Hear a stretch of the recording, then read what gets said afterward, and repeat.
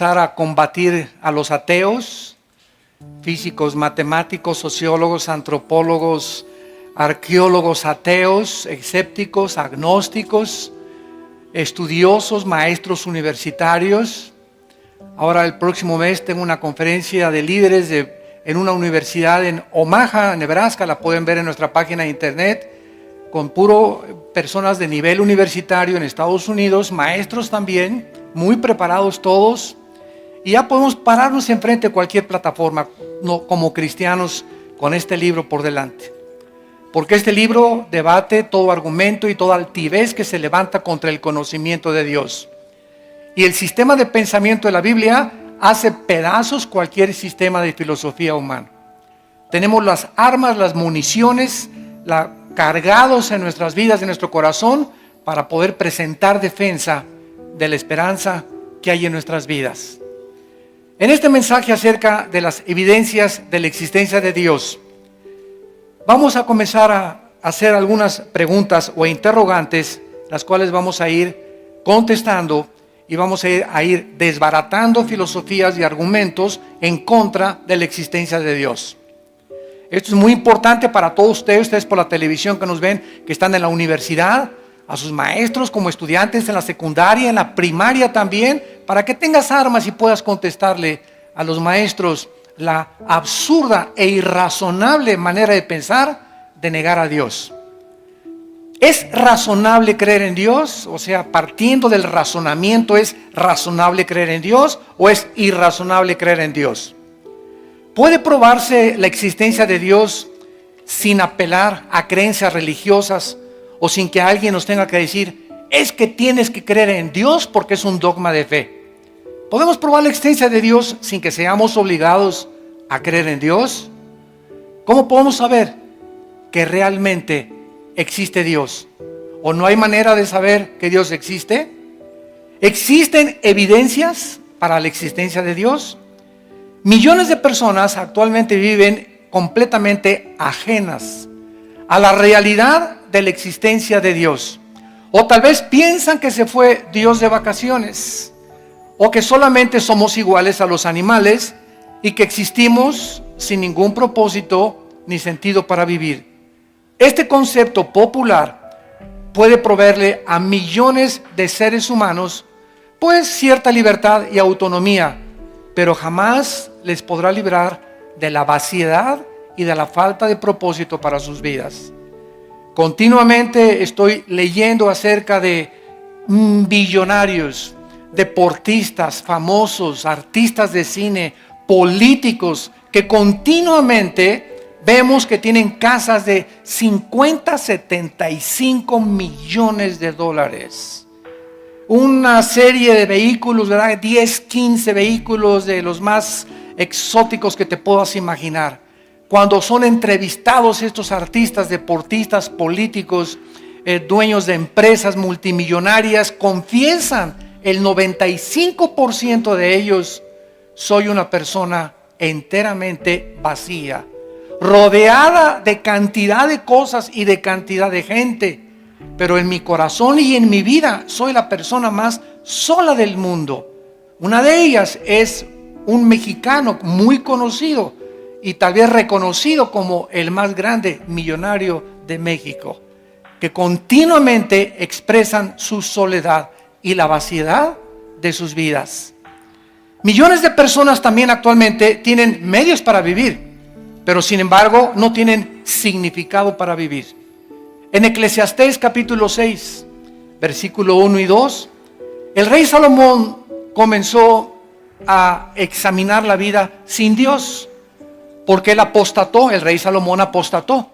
Y cuando el rey Salomón apostató y probó esa vida sin Dios, dijo: voy a probar mi vida ahora con placeres, a disfrutar a las mujeres que tengo, tal vez drogas, también experimentó con drogas, voy a hacer esto, voy a hacer aquello. Y cuando Salomón quiso salirse del control de Dios y experimentó todo lo que aparentemente el mundo le sigue ofreciendo a todos los seres humanos, Salomón concluyó y dijo en Eclesiastés 2 del 1 al 2, le dije a mi vida: voy a probar esto, voy a probar aquello, pero a la risa le digo, enloqueces y al placer, ¿de qué sirve esto?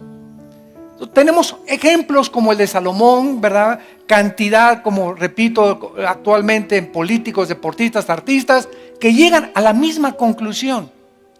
Actualmente tenemos también contactos aquí en México, ¿verdad? Con muchos artistas que se están convirtiendo, vedettes que se están convirtiendo, como ustedes no se imaginan. Tenemos una cantante muy famosa en México, ¿verdad? Que ya levantó una iglesia, gracias a Dios, y a su iglesia asisten cantidad de artistas y cantantes famosos, y todos llegan así. Vengo, ¿verdad? Del mundo artístico, de todo el mundo me alaba mi cuerpo precioso, vedettes con unos cuerpos increíbles, parecen Barbies, y divorciadas 2, 3 veces. Operadas 50 o 100 veces o no sé cuántas veces. Levanta la mano y se les levanta la patita también cuando se mueven muchas veces, ¿verdad? Y esto lo comprobaron en el último Miss Universo. En el último Miss Universo que hubo, el 80% de las muchachas en Miss Universo, el último que hubo, menores de 23, 24, estaban todas, el 85% tenían más de 4, 5, 6 cirugías en su cuerpo. Que más pompis, que más pantorrillas, que más esto, que más busto, etcétera, etcétera. O sea, llegan esas mujeres que no han desarrollado sus músculos, ni sus tejidos, ni sus tendones. Y como dice el más grande de los cirujanos plásticos que vive en Miami, Florida, si una mujer se opera antes de los 40 años, arruina para siempre su cuerpo. Porque los tejidos no han sido completamente afirmados, entonces se les comienza a los 30 años a deformar, o se les hace la boca así, o se les cierran los ojos, o se les jala más, y ya no son ellas. Entonces, ¿cómo es posible, verdad, que antes de esa edad ya quieran ellas meterse cuchillo? Pero todo ¿por qué? Por la competencia que existe. Es que es bella, quiero ser más bella que ella. Y desgraciadamente, si tú te metes a una telenovela, escogen a las mujeres más bonitas y a los hombres más guapos. Y creemos que así somos todos. Y no es cierto. La mayoría tenemos cara de armadillo. Entonces, Dios, y creemos y les tenemos envidia, ¿no? Y sabes que esos galanes que tuvieron esas muchachas, tú no sabes lo que se conoce como la maldición de la belleza.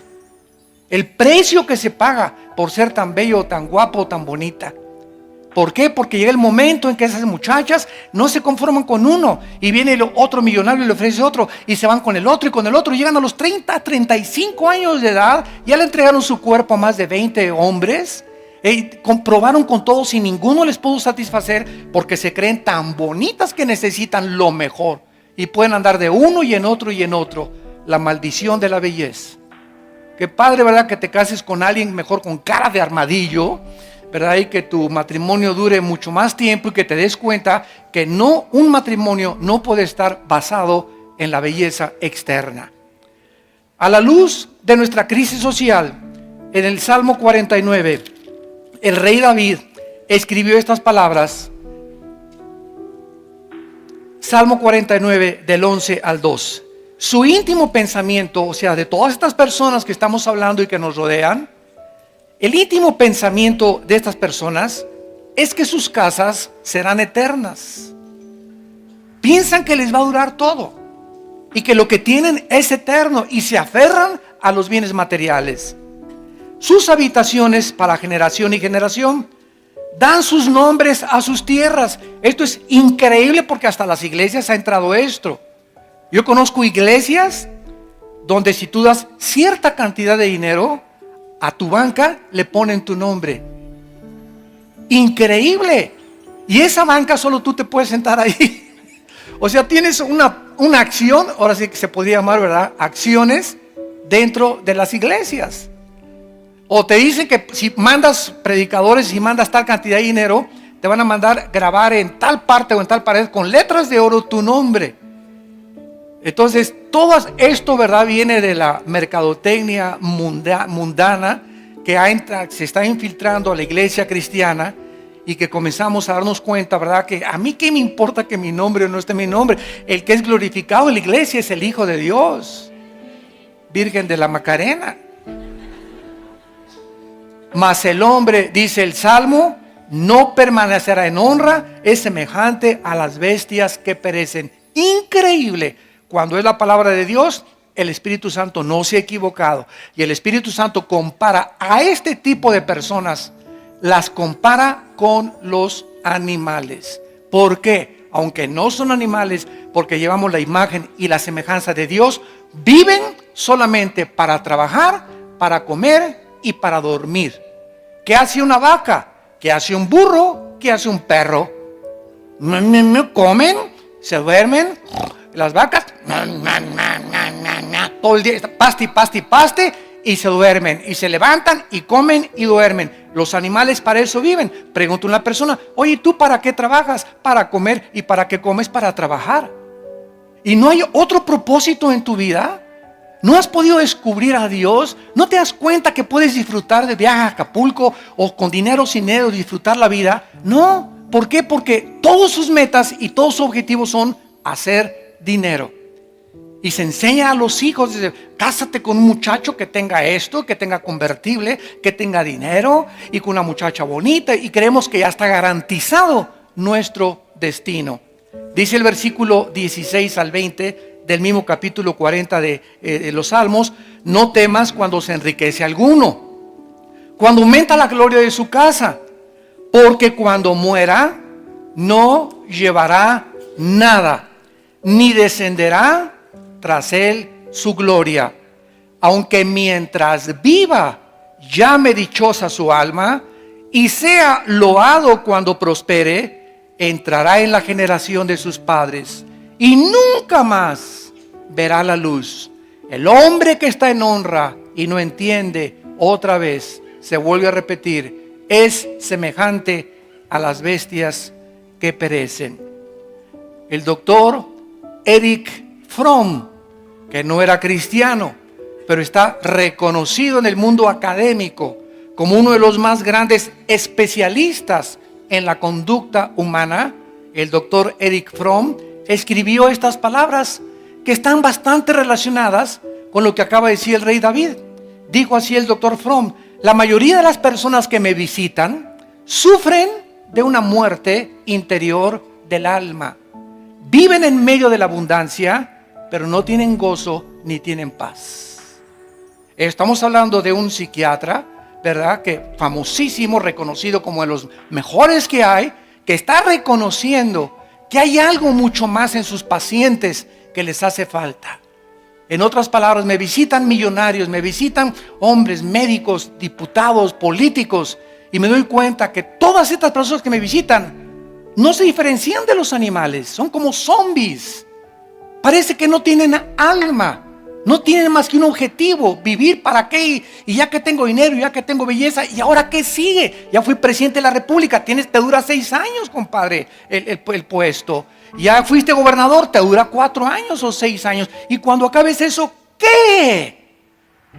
Y ya soy guapo, y ya soy artista, y cuando llegues a los 40 años que tengas cara de rana, ¿verdad?, y que ya se te haya quitado de la belleza y todo, ¿qué? ¿Vas a seguir viviendo en eso, obsesionada como las artistas de Hollywood, como Elizabeth Taylor, que a los 80 y tantos años de edad se casó la niña 9 veces? Veamos ahora entonces la importancia de tener a Dios. El tema de la existencia de Dios tiene muy serias consecuencias para la existencia de cada uno de nosotros, porque ningún otro asunto es más importante para el ser humano y profundo que estar conscientes que no somos animales, que no vivimos solamente para producir, para hacer dinero, para destacar, para ser adorados, para ser aplaudidos, para ser reconocidos. Hay cosas mucho más profundas que esas en la vida. Es importante la importancia de Dios antes de probar la realidad de Dios, como lo vamos a hacer. Hace algún tiempo, un oficial de policía observó a un hombre en la orilla de un puente que estaba listo para aventarse y suicidarse. El policía se acercó con este suicida potencial y le dijo: hagamos un trato, dame 10 minutos para probarte que vale la pena vivir. Y entonces te doy yo a ti 10 minutos si tú me demuestras por qué no vale la pena vivir, y te avientas entonces. Bueno, pasaron 20 minutos Y entonces le dijo el policía, si no te convenzo, te puedes suicidar. Después, de acuerdo a esta historia, después de los 20 minutos, los dos se tomaron de la mano y se brincaron hacia abajo.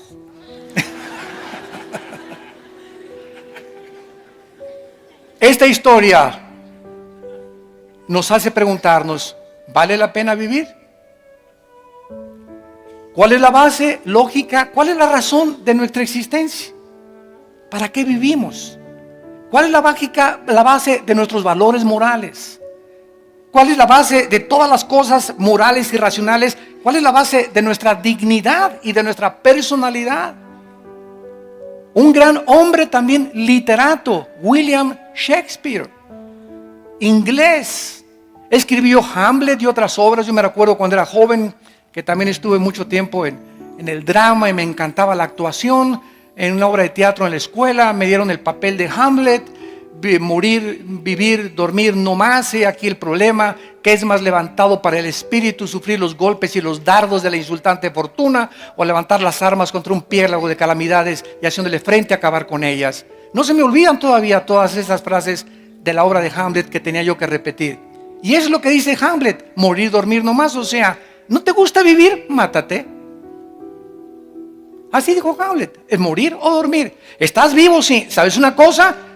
Forja tu carácter, porque si estás vivo vas a sufrir. El mundo es para aquellos que arrebatan el reino de Dios. Y si comienzas, y me traicionó, y me puso los cuernos, y me divorcié, y ya nadie me quiere, y a la víctima, y me pasó esto porque hizo estas cosas, y como cuando comenzamos a hundirnos en una autolástima, y en victimizarnos y creer que mi mamá y no me comprende, y mi novio y mi novia, y cuando no somos lo suficientemente maduros para saber que en este mundo en el que vivimos es un valle de sombras, de valles y de muerte, de tragedias, de violencias naturales, de problemas morales. Todos vamos a ser traicionados alguna vez. Todos vamos a ser perseguidos, todos vamos a ser odiados, todos vamos a recibir calumnias. Todos estamos en un mundo de pecado controlado por Satanás. Ahora, para enfrentar este mundo tan cruel en el que vivimos, se necesita que fortalezcamos interiormente nuestra vida interior. Y esta es la razón por la cual cuando cayó la bolsa de valores hace algunos años en Nueva York, el 60% de los billonarios se suicidaron. ¿Por qué? Porque al enfrentar el mundo y al enfrentar la bancarrota y la pérdida y el divorcio, se matan o matan a los demás. O me engañaste, te mato a ti y a mis hijos. ¿Por qué? Porque eres para mí nada más. Y no creemos, ¿verdad?, que si te ponen los cuernos tiene una mejor mujer para ti Dios. ¿Para qué la matas? Déjala que siga viviendo, que se vaya con el gavilán pollero o con el que se fue. Pero se necesita, ¿qué cosa? Carácter para poder enfrentar la vida. ¿Y saben algo? Que cuando venimos a Cristo, esto es lo que el Espíritu Santo está tratando de formar en todos los soldados que pertenecemos al ejército de Cristo. Carácter. Nos está Dios blindando para aguantar misiles Tomahawk. Ya no balitas 22 ni 25. Los misiles que nos avienta el maligno y los problemas que enfrentamos en el matrimonio y en los divorcios y en la persecución y en el gobierno y en las malas entendidos, etcétera, etcétera. Tenemos que seguir de pie y acabar con gozo, no amargados. Porque el que se amarga en esta vida no entra a la tierra de Canaán. Escúchame muy bien. El veneno más grande que te impedirá acercarte a Dios y recibir su gracia es la amargura. Amárgate contra alguien o contra algo y es el veneno más grande que tu alma pueda tener. Entonces, si no hay Dios, ¿verdad? Somos como animales y es como si estuviéramos en una librería mirando los libros, pero sin tener la capacidad de leerlos. En otras palabras, vivir sin entender por qué vivimos. Como animales en una librería, viendo miles de libros y sin poder entender ningún libro. Vivir en la vida sin entender por qué estamos aquí.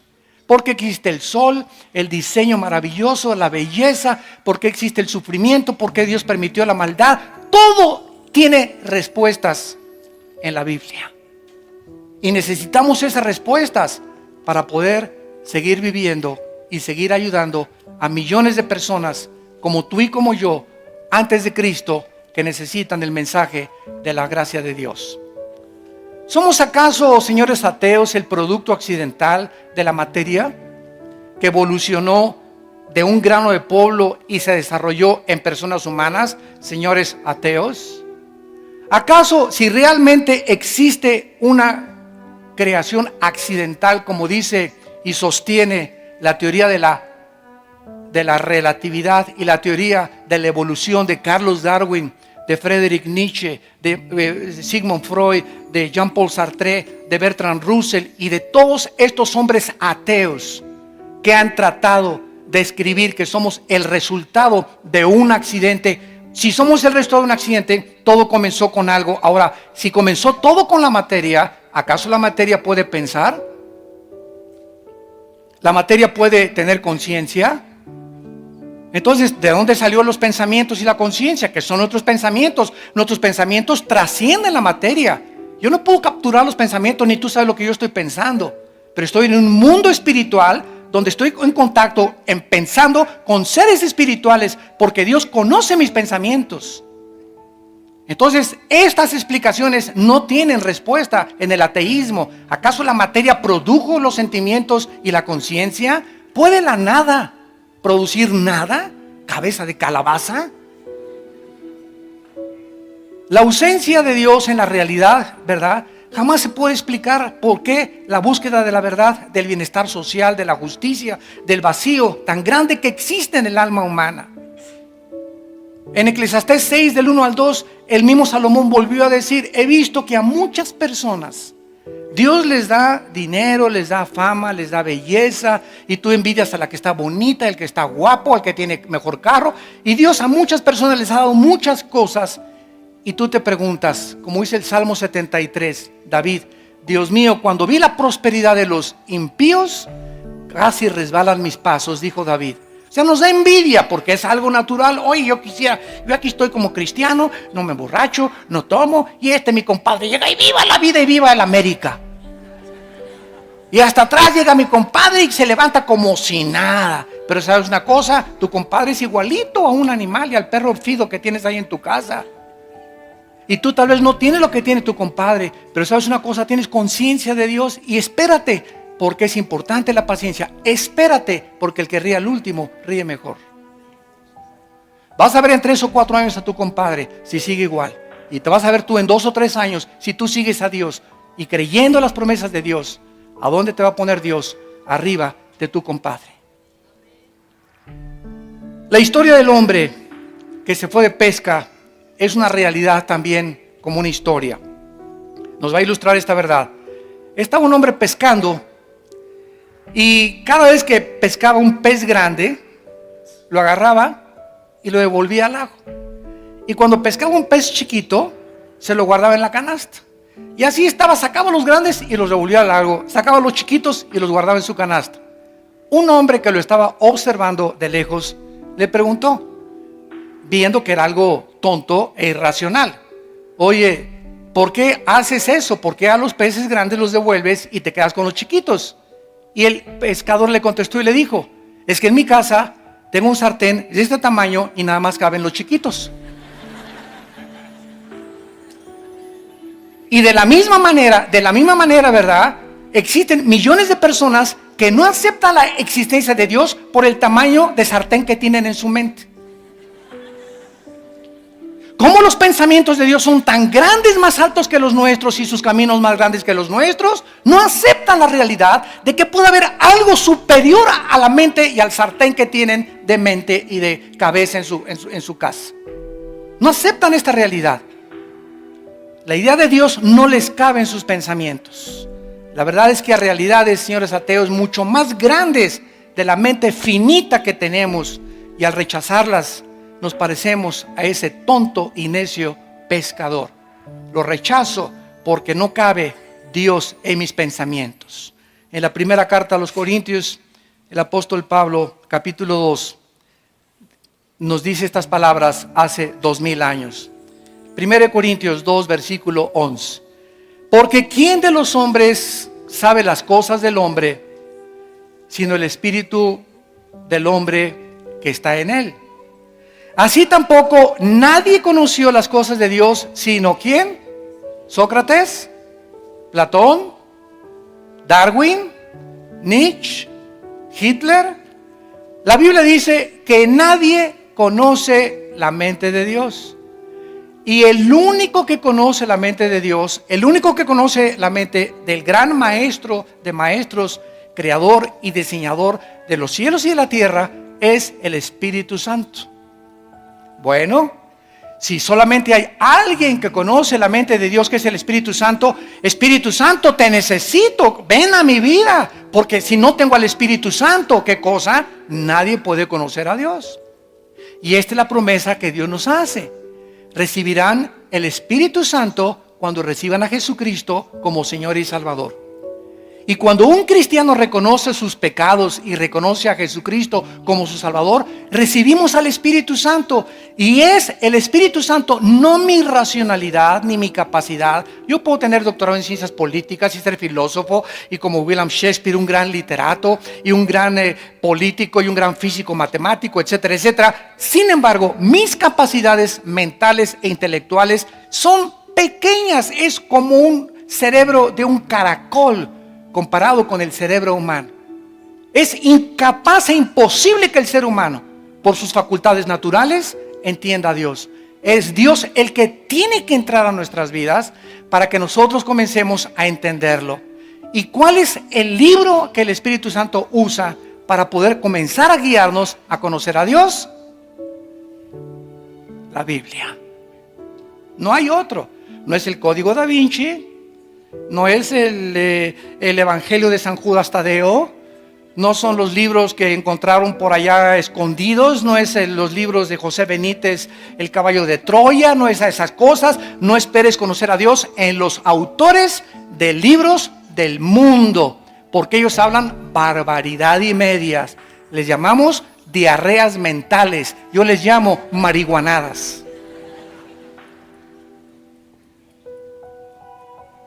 Profesando ser sabios, se creen necios. Y comienzas a leer esto al filtro de la Biblia y te espantas de la realidad. Dice el mismo capítulo de 1 Corintios 2 que solo el Espíritu Santo conoce las cosas de Dios. Entonces dice el versículo 12, y nosotros hemos recibido al Espíritu del mundo, no lo hemos recibido, sino el Espíritu de Dios, para que sepamos lo que Dios nos ha concedido. En otras palabras, aquí todos ustedes que nos ven y que nos oyen a través de la televisión y del radio y del internet, etcétera, etcétera, todos los que están atentos a esta conferencia están conscientes de una realidad. Solamente en tu vida hay una o dos partes del Espíritu. O tienes el Espíritu del mundo, por eso actúas como el mundo, por eso le crees a los autores del mundo, por eso sigues las cosas del mundo, o tienes al Espíritu de Dios. Y si tienes al Espíritu de Dios, tu vida se encuentra en una transformación. Y cada vez estás comprendiendo más a Dios y entendiendo más sus pensamientos. Cada vez hay más amor en ti, cada vez hay más paz, cada vez hay más gozo. Cada vez comienzas a producir como un árbol fruto, porque el Espíritu de Dios radica, mora dentro de ti. Y dice el versículo 13, lo cual hablamos no con palabras enseñadas por sabiduría humana.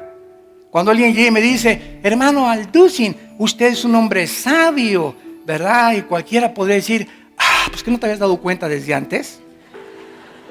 Pero cuando ya tenemos al Espíritu de Dios y crecemos conociendo a Dios, cada vez somos más chiquitos. ¿Saben qué? Porque mientras más cerca caminamos de Dios, más conscientes estamos de nuestras incapacidades.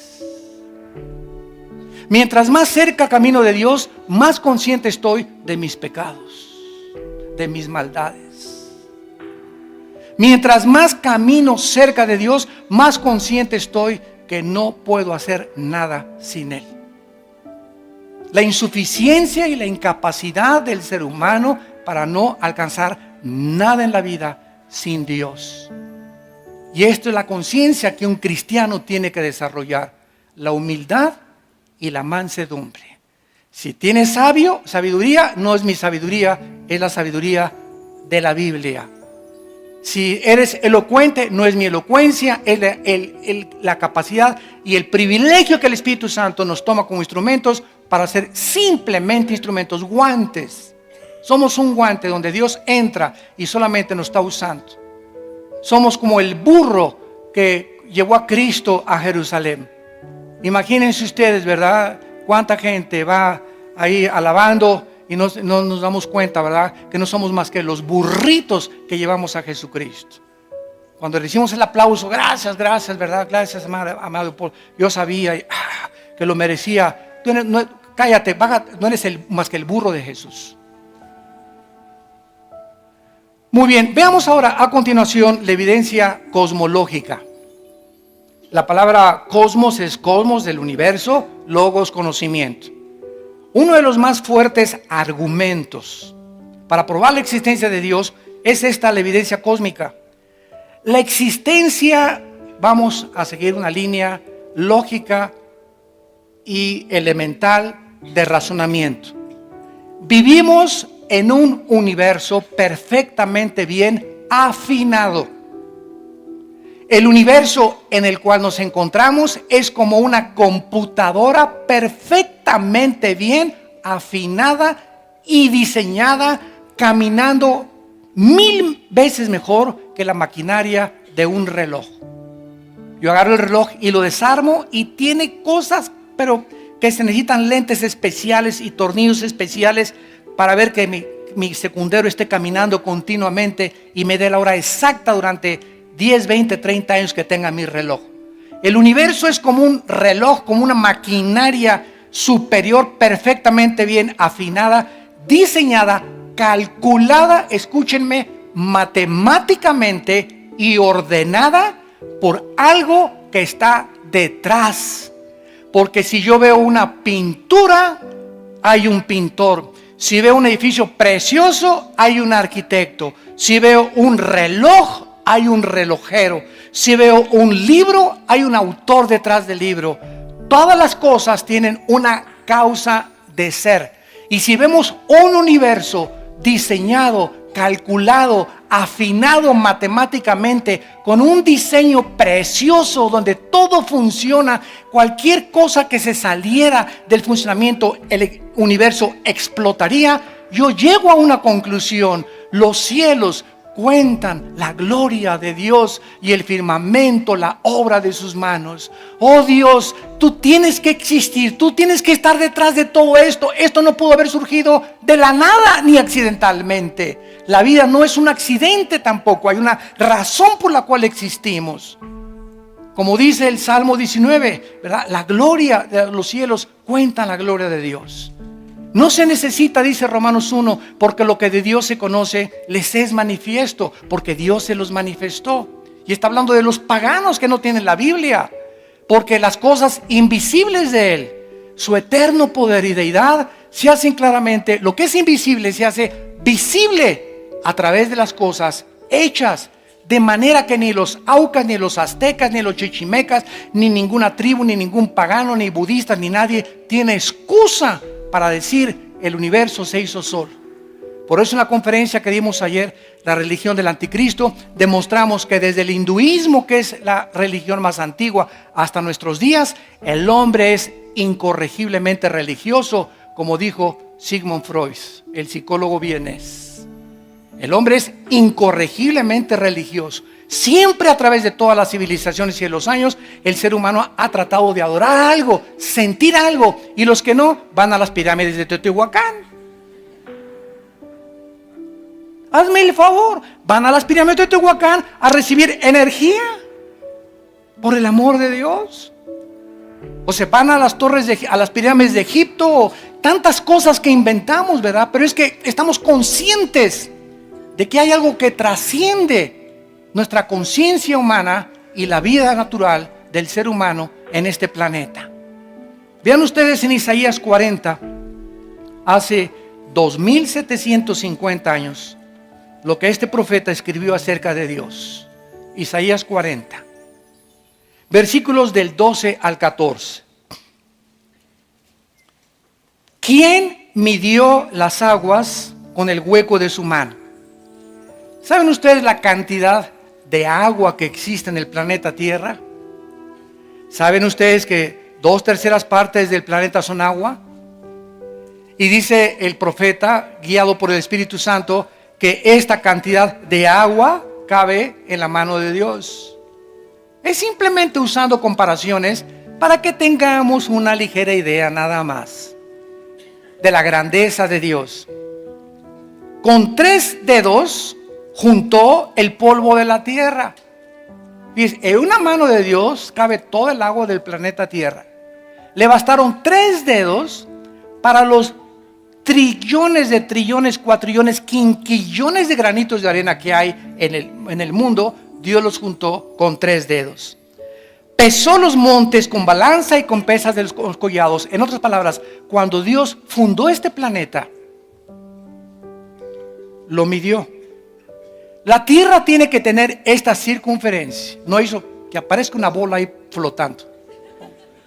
Midió exactamente Dios, porque Él es el gran diseñador.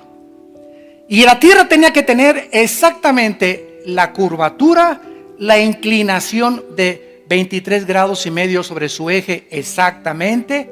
La distancia que tenía que tener la tierra del sol tenía que ser perfectamente bien calculada, porque más cerquita del sol, o el sol más rojo o menos azul, no podría producir la fotosíntesis. Tendría la tierra que dar su giro en 24 horas para que nosotros no sintiéramos que estamos en la rueda de la fortuna, ¿verdad? Ahorita la tierra está girando a cierta cantidad de kilómetros sobre su eje en 24 horas, y al mismo tiempo nuestro planeta está siendo trasladado. Gira y se traslada y ninguno lo siente. Pues gracias a esto Dios calculó para que el movimiento fuera perfecto, y para que a través de este movimiento de la tierra y su traslación hubieran 4 estaciones del año. Para que no nos aburriéramos con puro invierno, con pura primavera, con puras hojas cayéndose en el otoño, ¿verdad? Para que tuviéramos diferencias y supiéramos que la vida tiene cambios. Hoy es primavera, ahora el otoño se comienzan a caer, y así es la vida.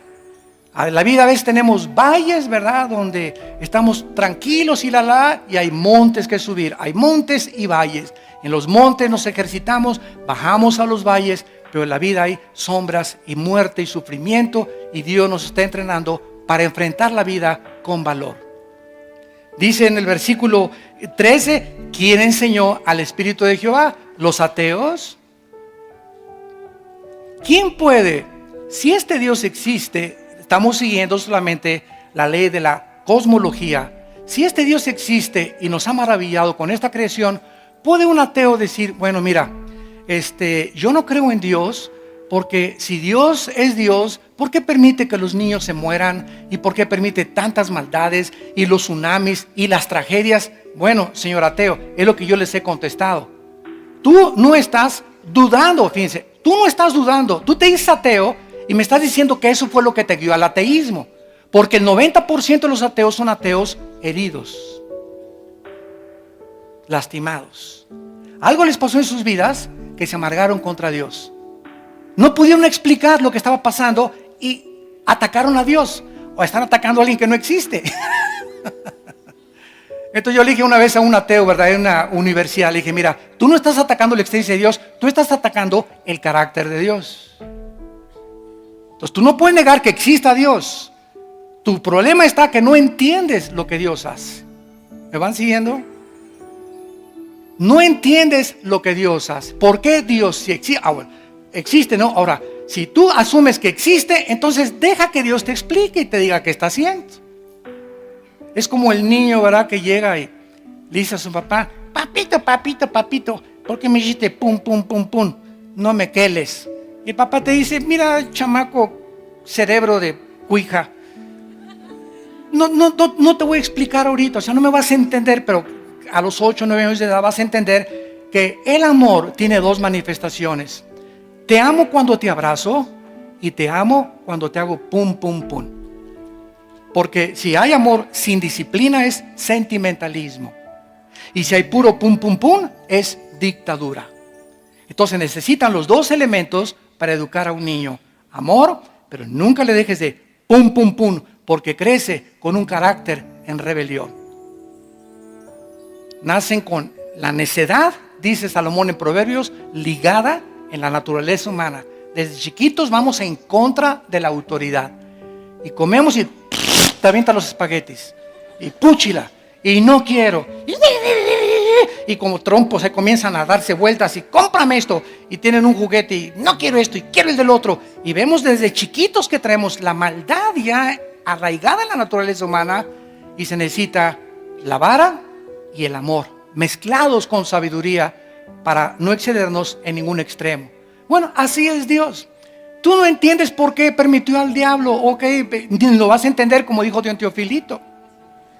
Porque sus pensamientos son más grandes que tus pensamientos. Entonces no trates de combatir y pelearte con una cosa superior a tu vida. Esto es lógico. Bueno, entonces ¿cómo lo puedo entender? Ok, reconoce que Él existe, que Él murió en la cruz por tus pecados, que pagó con su sangre, con su Hijo Jesucristo.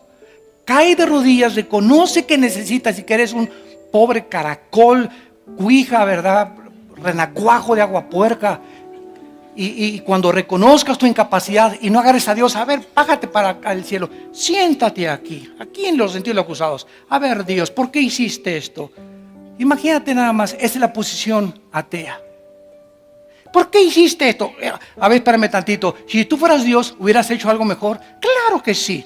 No hubiera permitido tanta maldad en el universo. ¿Así? Pues entonces hubiera sido un Dios que hubiera creado puros robots y zombies. Porque si no hay libertad para el mal y no hay libertad para el bien, ¿cómo podemos comparar qué es la misericordia y qué es la bondad y qué es el bien de Dios? ¿Cómo sabemos de la misericordia y el bien? Porque hay mal. Si fuera puro bien, seríamos robots sin elección ni capacidad de elegir amar a Dios libremente. Oh profundidad de los caminos y la sabiduría de Dios. Y dice el versículo 3, ¿quién le puede entonces enseñar a Dios?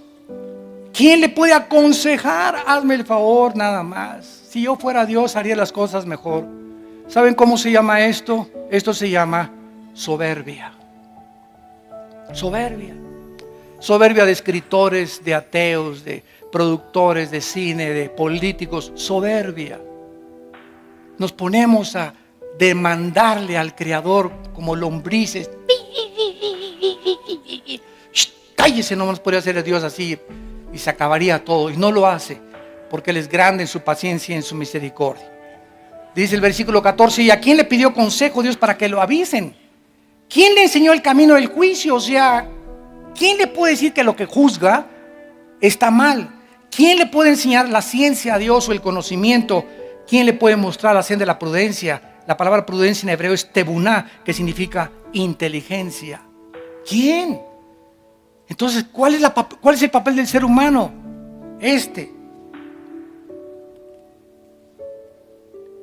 El Señor da y el Señor quitó, sea su nombre bendito. Dios, enséñame, me arrepiento hasta el polvo y enséñame tú el camino. Yo no soy nada ni nadie sin ti. Vengo a seguirte y a obedecer tu santa voluntad. Ese es nuestro papel como seres humanos. No somos dioses. Y cuando tú hagas esto, no te imaginas las bendiciones que Dios derramará sobre tu vida.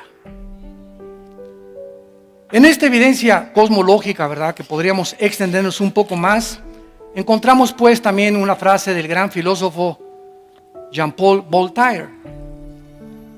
Voltaire dijo, si Dios no existiera, ante ver la cosmología del universo, sería necesario inventar a un Dios. Fue lo que dijo Jean-Paul Voltaire. Si Dios no existe, hay que inventarlo, porque esto no puede haber salido de un accidente. Entonces, todo este peso de la evidencia cosmológica también se confirmó por los científicos. ¿De qué manera científicamente se demostró la existencia de Dios? Por la segunda ley de la termodinámica. ¿Qué dice esta ley? Que todo absolutamente en el universo está sufriendo un desgaste natural de la energía, lo cual se conoce como la ley de la entropía. Todo se echa a perder. Nuestro cuerpo está envejeciendo todos los días, muriéndose celularmente. Los edificios tenemos que cambiar la pintura, el agua se echa a perder, todo se oxida, el refrigerador nos muestra que la ley de la evolución no existe. En lugar de que estemos evolucionando, está retrocediendo. El universo está consumiéndose. El sol está perdiendo millones de toneladas más a cada segundo. El universo no ha existido eternamente. Es como un reloj que se le dio cuerda y se le está acabando la cuerda.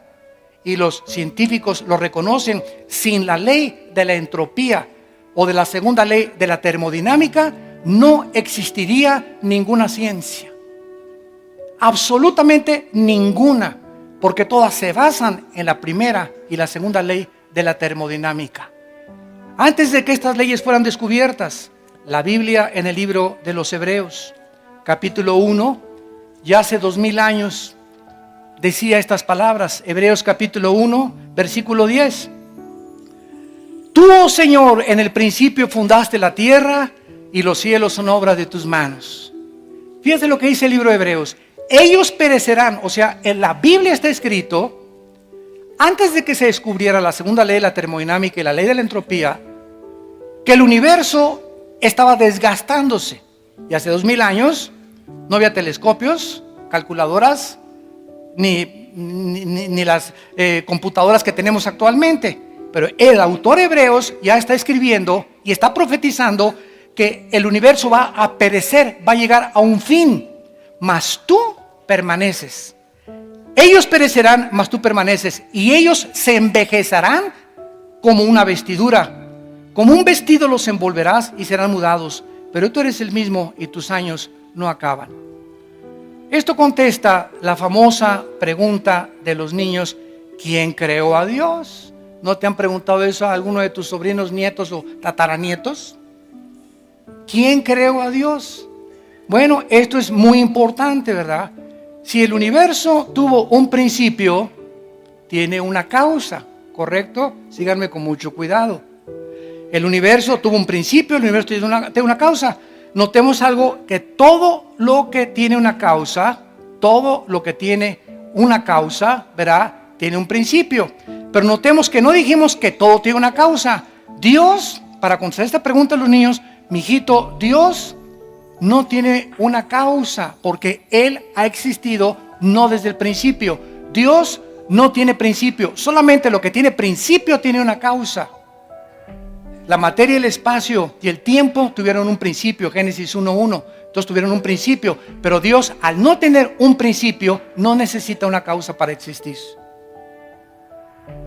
¿Capiche? Dios, al no tener una causa, no necesita, ¿verdad?, un principio, ni tiene un principio para tener una causa. Entonces, cuando decimos Dios es eterno, muchos cristianos creen, es que Dios tiene billones de años de existencia. O sea, metemos a Dios a nuestras 4 dimensiones en que vivimos y creemos que Él está viviendo nuestras 4 dimensiones, pero nuestras 4 dimensiones tuvieron un principio. Cuando Génesis 1:1 dice, hubo un principio en el cielo y la tierra, significa que cuando Génesis 1:1 comenzó la materia, el espacio y el tiempo. Y esto lo comprobó Alberto Einstein, que la materia, el tiempo y el espacio fueron juntos y creados al mismo tiempo los tres. Entonces, Dios es eterno, no significa que ha vivido millones de años, significa que Él vive en otra dimensión que no es la nuestra. Entonces, cuando hablamos de eternidad, no es de millones de años para nosotros, pero la eternidad de Dios es que Él no es semejante a nosotros, ni vive limitado, ni sometido a 4 dimensiones. Robert Hastrow, director del Instituto para los Estudios del Espacio de la NASA, dijo, ¿verdad? El tiempo, la materia y el espacio establecidos por la teoría de la relatividad E igual a mc al cuadrado, la energía igual a la masa por la velocidad al cuadrado de la luz o del tiempo, es íntimamente ligado. Y si estas cosas fueron ligadas por Dios, Dios está completamente fuera de la dimensión espacio-tiempo en el que estamos viviendo. Y finalmente encontramos nosotros la evidencia teleológica, que es el estudio de la finalidad. ¿Saben ustedes cuál es una de las más grandes mentes científicas para que se la restriegues hacia tu maestro ateo en la escuela? Isaac Newton. Una de las mentes científicas más grandes. Nació en 1642, murió en 1727. Isaac Newton escribió en su libro La filosofía de Newton de la naturaleza. Métete al Google y la puedes localizar. La filosofía de Newton de la naturaleza. Newton escribió: cuando veo la distancia perfecta del Sol a la Tierra, no puedo creer que haya sucedido por accidente. Este universo es maravilloso y solo pudo provenir de un ser inteligente que gobierna y ordena todas las cosas como Señor de todos y de todo, mi Señor Jesucristo. Newton era cristiano y escribió comentarios del libro de Apocalipsis.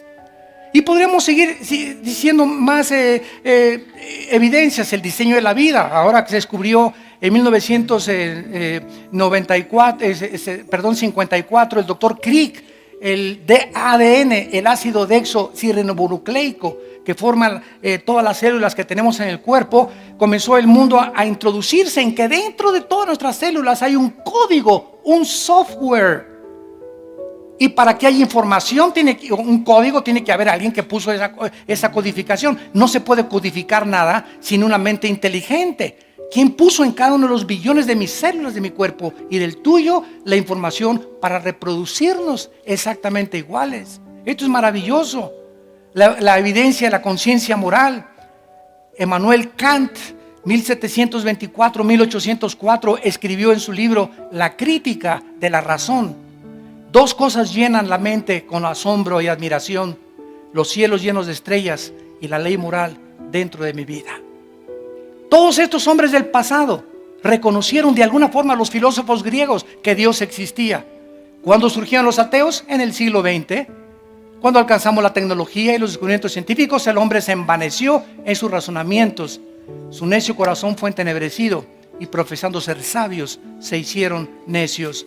Y finalmente, la evidencia cristológica realmente es la más grande evidencia de todas. Esta evidencia no puede ser descartada tan fácilmente. El gran filósofo francés Jean-Jacques Rousseau dijo en 1735 de ninguna manera Rousseau simpatizaba con el cristianismo. Escribió: si la muerte de Sócrates fue la de un filósofo, la vida y muerte de Jesucristo fueron la de un Dios. En su libro The Miracle of Unbelief, el milagro de la incredulidad. Todos estos hombres literatos de alguna forma tenían que llegar a eso. La evidencia bíblica indica que Jesucristo fue el Hijo de Dios, o fue el psicópata, paranoico, maniático, depresivo más grande que la historia ha conocido. O Cristo es lo que Él dijo ser. O vuelvo a repetir, fue el loco más grande que se haya atrevido a decir: yo soy el camino, la verdad y la vida. Yo soy la resurrección de la vida. Y he aquí que he vencido la muerte, y cualquiera que crea en mí tiene vida eterna, y nadie conoce al Padre más que yo, y aquellos a quienes yo se los puedo hacer revelar. Y yo soy el pan que ha descendido del cielo y da vida a los hombres. Cualquiera que ustedes me siga no andará en tinieblas, porque yo soy la luz del mundo.